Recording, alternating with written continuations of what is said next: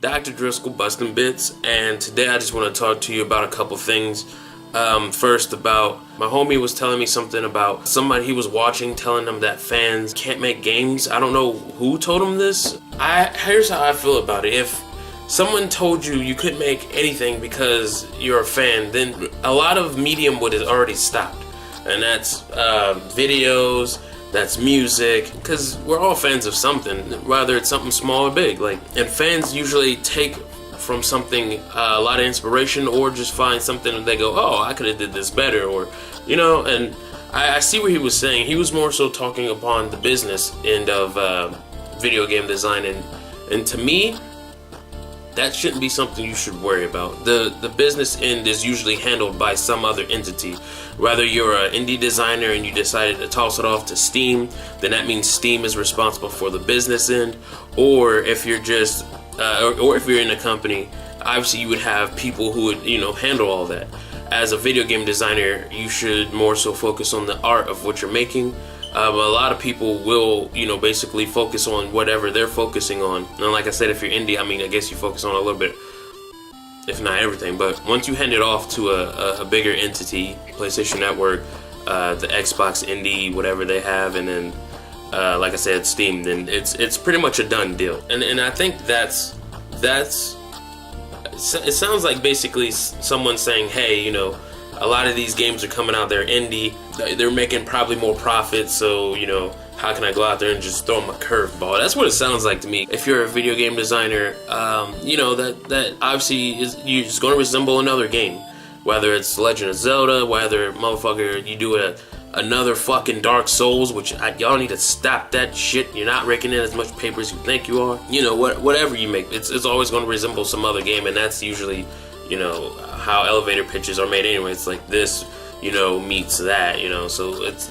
just fans can still make games and the sort. I don't know if he was that big enough to reach to a mass of people, but that shouldn't offend or discourage you from making games or whatever. You just fuck that guy, whoever he is. And if I find this page, he's definitely getting a mouthful from me. I scour the internet to find some really cool fucking games and stuff. We got the Ghost of Tsushima? The Ghost of Tsushima, I guess. I don't know how to pronounce that. I'm not Japanese, but it looks a pretty cool game. Second, we got For Honor. They finally uploaded their 2 new classes. I think they're available, today's November the 13th. So tomorrow, on November the 14th, they will have those 2 classes for I guess season pass holders. It's the Aramusha and the Shaman, or they say Shaman. I don't care. Just know there's 2 new classes. One for the Japanese faction and the other one from the Viking faction. Then we got gameplay of DBZ Fighter, which there's several of these out there, but I want to share one that have you been checking it lately? It looks so dope. How could you not check out all that's out there? And then for the final little bonus bit here, I'm cool with this whole crossover thing, but some seem out of place and ridiculous. For example, this last one is, have you ever thought about the Final Fantasy 15 guy as a fighter in Tekken 7? No? That's because it probably sounds a little stupid, but he does look really cool. So I guess his name's Noctis. I'm not 100% sure. Noctis is in Tekken 7 as a downloadable character. They're saying in spring of 2018. That's for a fighting game. I'm going to forget all about this and be probably playing Dissidia, if anything, which Noctis should be in that. And why not bring him back in Soul Calibur? Not to sit here and just fucking hate on the. Like I said, it's cool. It is what it is. Like Geese Howard, cool.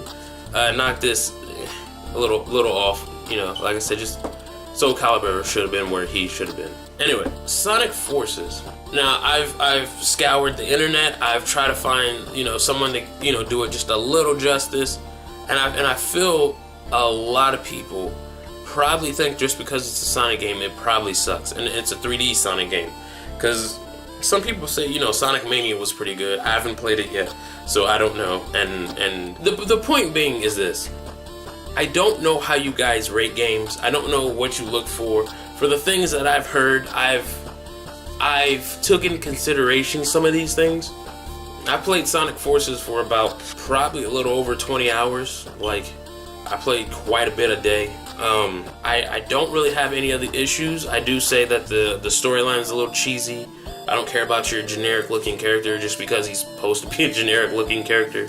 He's not like anything big, you know what I mean? There's a couple levels that did have little flaws in them, but other than that, the way the game plays is pretty cool. It plays like a new age Sonic, like the Sonic Generations, I guess. So, you know, I feel like it was just everyone bullying up on Sonic. I still can't get that out of my head. A lot of you still gave Overwatch. I'm looking at this and it's just like such a high score.